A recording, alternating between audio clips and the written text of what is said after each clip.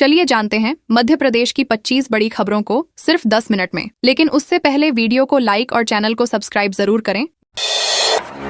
कतरगांव गेहूं खरीदी केंद्र पर सीएम का औचक निरीक्षण। मुख्यमंत्री डॉक्टर मोहन यादव ने महेश्वर दौरे के दौरान अचानक कतरगांव गेहूं उपार्जन केंद्र का औचक निरीक्षण कर अधिकारियों को चौंका दिया। निर्धारित कार्यक्रम में बदलाव करते हुए वे सीधे बड़वाह मार्ग स्थित केंद्र पहुंच गए। यहां उन्होंने किसानों से बातचीत कर उनकी समस्याएं सुनी और अधिकारियों को व्यवस्था सुधारने के निर्देश दिए। सीएम को अपने बीच पाकर किसान और कर्मचारी हैरान रह गए। उन्होंने खरीदी प्रक्रिया, तौल व्यवस्था और भुगतान को लेकर जानकारी ली। मुख्यमंत्री ने साफ कहा कि किसानों को किसी भी प्रकार की असुविधा नहीं होनी चाहिए और पारदर्शिता बनाए रखना जरूरी है।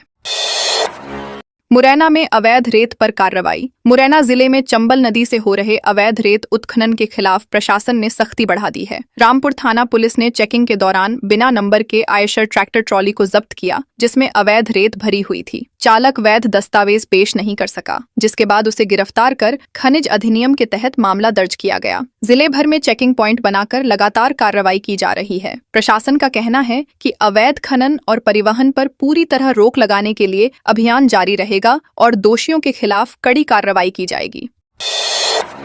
छतरपुर पुलिस चौकी के पास 2 ग्रामीणों से मारपीट। छतरपुर में दिनदहाड़े 2 ग्रामीणों से मारपीट की घटना ने कानून व्यवस्था पर सवाल खड़े कर दिए हैं। संकट मोचन तिराहे के पास बीरेंद्र श्रीवास और रामपाल रजक पर बदमाशों ने हमला कर दिया। बताया जा रहा है कि ई रिक्शा चालक से विवाद के बाद आरोपी गुलाम खान अपने साथियों के साथ मौके पर पहुंचा और दोनों को घेर कर पीटना शुरू कर दिया। हमले में दोनों गंभीर रूप से घायल हो गए। घटना का वीडियो सोशल मीडिया पर वायरल हो रहा है। पुलिस मामले की जांच में जुटी है और आरोपियों की तलाश की जा रही है।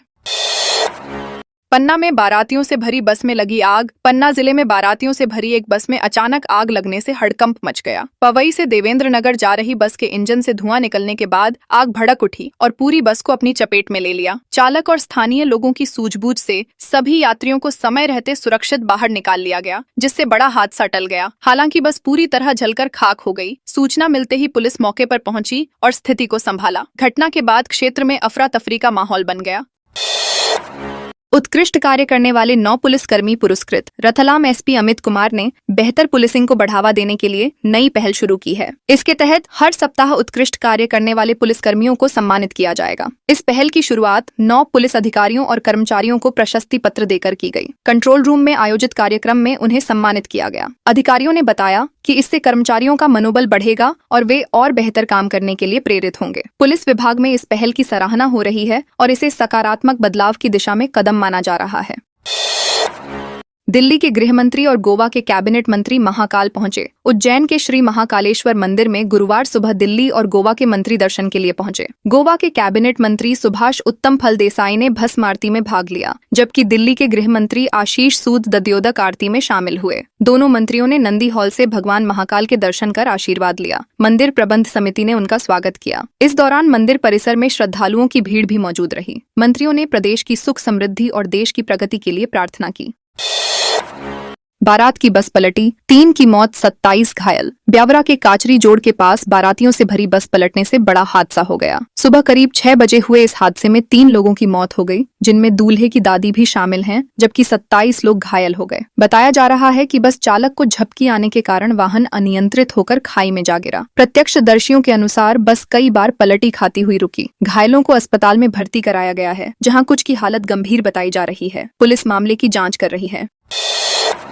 दिल्ली मुंबई एक्सप्रेसवे पर चलती कार में आग। अलवर जिले में दिल्ली मुंबई एक्सप्रेसवे पर चलती कार में आग लगने से 5 लोगों की मौत हो गई। कार में सवार परिवार वैष्णो देवी से लौट रहा था, तभी अचानक आग लग गई। आग इतनी भीषण थी कि सभी लोग कार में फंस गए और उड़ गए। चालक किसी तरह बाहर कूदकर बच गया, लेकिन वह गंभीर रूप से घायल है। प्राथमिक जाँच में आग लगने की वजह शॉर्ट सर्किट बताई जा रही। हादसे के बाद इलाके में सनसनी फैल, पुलिस ने जांच कर। सीहोर में 2.10 लाख मीट्रिक टन गेहूं की खरीदी। सीहोर जिले में गेहूं खरीदी का कार्य तेजी से जारी है। अब तक 40,000 किसानों से 2.10 लाख मीट्रिक टन गेहूं खरीदा जा चुका है और 56% किसानों को भुगतान भी कर दिया गया है। पंजीकृत किसानों में से बड़ी संख्या ने स्लॉट बुक कर लिया है। जिन किसानों की स्लॉट अवधि समाप्त हो गई थी, उन्हें अब 2 मई तक मौका दिया गया है। प्रशासन ने खरीदी की अंतिम तिथि 23 मई तक बढ़ा दी है। कलेक्टर ने निर्देश दिए हैं कि किसानों को किसी प्रकार की परेशानी न हो और सभी व्यवस्थाएं सुचारू रहें। कटनी रेलवे स्टेशन पर शराब दुकान में यात्री से मारपीट। कटनी के मुख्य रेलवे स्टेशन तिराहे स्थित सरकारी शराब दुकान में एक यात्री के साथ मारपीट का मामला सामने आया है। घटना बुधवार देर रात की बताई जा रही है, जिसका वीडियो भी सामने आया है। जानकारी के अनुसार यात्री ने एक विशेष ब्रांड की शराब मांगी जो उपलब्ध नहीं थी। इस पर उसने दुकान व्यवस्था पर सवाल उठाए, जिससे विवाद शुरू हो गया। बहस बढ़ते ही कर्मचारी काउंटर से बाहर आए और यात्री के साथ हाथापाई करने लगे। प्रत्यक्षदर्शियों के अनुसार उसे बुरी तरह पीटा गया, जबकि आसपास मौजूद लोग मूक दर्शक बने रहे।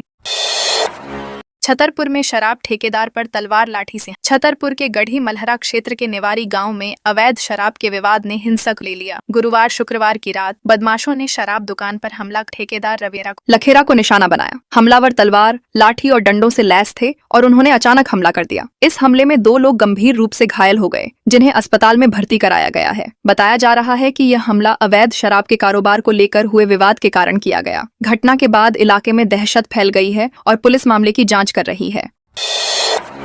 उमरिया में तेज हवाओं के साथ ओलावृष्टि बारिश। उमरिया जिले में गुरुवार को मौसम ने अचानक करवट ली और तेज हवाओं के साथ बारिश तथा कई इलाकों में ओलावृष्टि हुई। इस बदलाव से तापमान में गिरावट आई और लोगों को गर्मी से राहत मिली। हालांकि किसानों के लिए यह मौसम चिंता का कारण बन गया है, क्योंकि आम की फसल को नुकसान की आशंका जताई जा रही है। सुबह से ही आसमान में बादल छाए रहे और उमरिया, मानपुर सहित कई क्षेत्रों में बारिश होती रही। सब्जी मंडी में भी अफरा तफरी का माहौल रहा, जहां व्यापारी अपने सामान को बचाने में जुटे नजर आए। सतना में गेहूं खरीदी केंद्र बंद, किसानों ने दिया धरना। सतना जिले के नागौद क्षेत्र के वसुधा गांव में गेहूं खरीदी केंद्र बंद होने से किसानों में आक्रोश फैल गया है। किसानों ने केंद्र पर धरना देते हुए भूख हड़ताल की चेतावनी दी है। उनका आरोप है कि स्लॉट बुकिंग के बाद भी उनका गेहूं नहीं खरीदा जा रहा है। कई किसान अपना अनाज पहले ही केंद्र पर पहुंचा चुके हैं, लेकिन बकरन अचानक केंद्र बंद कर दिया गया। इससे उन्हें आर्थिक नुकसान का डर है। किसानों ने प्रशासन से जल्द समाधान की मांग की है। वहीं अधिकारियों का कहना है कि समस्या का समाधान जल्द किया जाएगा। जलूद में 60 मेगावाट सोलर पावर प्लांट का लोकार्पण। खरगोन जिले के जलूद में 60 मेगावाट क्षमता वाले सोलर पावर प्लांट का लोकार्पण मुख्यमंत्री डॉक्टर मोहन यादव ने किया। 271 करोड़ रुपए की लागत से बने इस प्लांट को ग्रीन एनर्जी के क्षेत्र में बड़ी उपलब्धि माना जा रहा है। सीएम ने कहा कि यह परियोजना न केवल बिजली उत्पादन बढ़ाएगी, बल्कि पर्यावरण संरक्षण में भी मदद करेगी। उन्होंने बताया कि इसमें आम जनता को जोड़ने के लिए ग्रीन बॉन्ड जारी किए गए हैं, जिन पर 8% तक लाभ मिलेगा। यह मॉडल अन्य नगर निगमों के लिए भी प्रेरणादायक साबित हो सकता है। सीएम के पुतले की आग में कांग्रेसी पुलिसकर्मी झुलसे। छतरपुर में कांग्रेस कार्यकर्ताओं द्वारा किए जा रहे प्रदर्शन के दौरान बड़ा हादसा हो गया। मुख्यमंत्री डॉक्टर मोहन यादव का पुतला दहन करते समय पुलिस और कार्यकर्ताओं के बीच झड़प हो गई। इसी दौरान पेट्रोल से भीगे पुतले में आग लगा दी गई, जो तेजी से भड़क उठी। आग की चपेट में आकर 2 पुलिसकर्मी समेत कई लोग झुलस गए। मौके पर अफरा तफरी मच गई और स्थिति को संभालने में पुलिस को काफी मशक्कत करनी पड़ी। घायलों को तुरंत अस्पताल भेजा गया और घटना की जाँच शुरू कर दी गई है। एमपी में अब 23 मई तक होगी गेहूं खरीदी। मध्य प्रदेश में किसानों को राहत देते हुए मुख्यमंत्री डॉक्टर मोहन यादव ने गेहूं खरीदी की अंतिम तिथि 23 मई तक बढ़ाने की घोषणा की है। पहले यह अवधि 9 मई तक थी, जिसे बढ़ाकर किसानों को अतिरिक्त समय दिया गया है। साथ ही खरीदी केंद्रों पर तौल कांटों की संख्या बढ़ाकर 6 कर दी गई है, ताकि किसानों को लंबा इंतजार न करना पड़े। सरकार का उद्देश्य है कि हर किसान अपना गेहूं आसानी से बेच सके। अधिकारियों को निर्देश दिए गए हैं कि खरीदी प्रक्रिया पूरी तरह पारदर्शी और सुचारू तरीके से संचालित होती हुई। बूढ़ी शराब दुकान हटाने विरोध नपाध्यक्ष महिलाओं से मिली। बालाघाट के बूढ़ी क्षेत्र में शराब दुकान हटाने की मांग को लेकर महिलाओं का विरोध लगातार जारी है। पिछले 15 दिनों से महिलाएं धरने पर बैठी हैं और दुकान को रिहायशी इलाके से हटाने की मांग कर रही हैं। हाल ही में हुई झड़प के बाद आंदोलन और तेज हो गया है। नगर पालिका अध्यक्ष भारती ठाकुर और पार्षद सरिता सोनेकर महिलाओं से मिलने पहुंची और उन्हें शांतिपूर्ण तरीके से विरोध करने की सलाह दी। उन्होंने आश्वासन दिया कि महिलाओं की सुरक्षा के लिए पुलिस बल तैनात किया जाएगा। हालांकि दुकान हटाने की समय सीमा स्पष्ट नहीं की गई थी।